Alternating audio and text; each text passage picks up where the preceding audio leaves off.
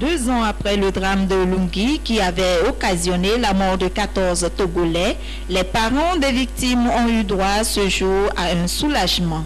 En effet, le chef de l'État vient de débourser une somme de 90 millions de francs CFA au bénéfice des ayants droit de l'accident du 3 juin.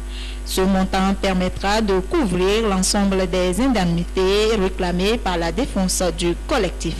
Au niveau du tribunal, il avait été décidé d'indemniser uniquement les 5 personnes, les 5 victimes qui bénéficiaient d'un ordre de mission établi par la fédération. Donc les 9 autres étaient donc exclus. Et le chef de l'État personnellement a décidé de donner 90 millions de francs CFA qui devaient venir couvrir donc, la part de l'État.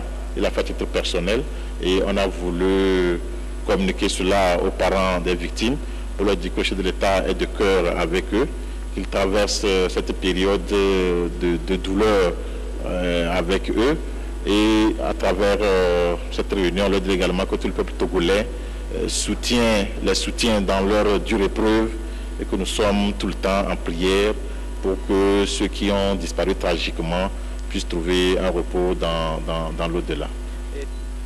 Au nom des parents des victimes, le président du collectif et avocat des suites de Lungui a exprimé sa gratitude au chef de l'État Faure Gnassingbé pour son attention particulière à ce dossier. Les membres du collectif des parents des victimes du crash du 3 juin sollicitent l'appui du chef de l'État pour la seconde phase de la procédure judiciaire. L'action que nous sommes en train de faire comporte 2 phases. La première phase, c'est ce que nous avons fait et nous sommes en train de boucler à l'interne.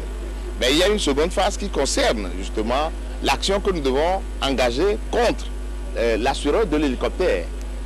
Mais pour que cette action puisse être initiée, il faut absolument que le rapport technique, le rapport d'accident soit déposé et c'est sur la base de ce rapport que nous allons entreprendre notre action.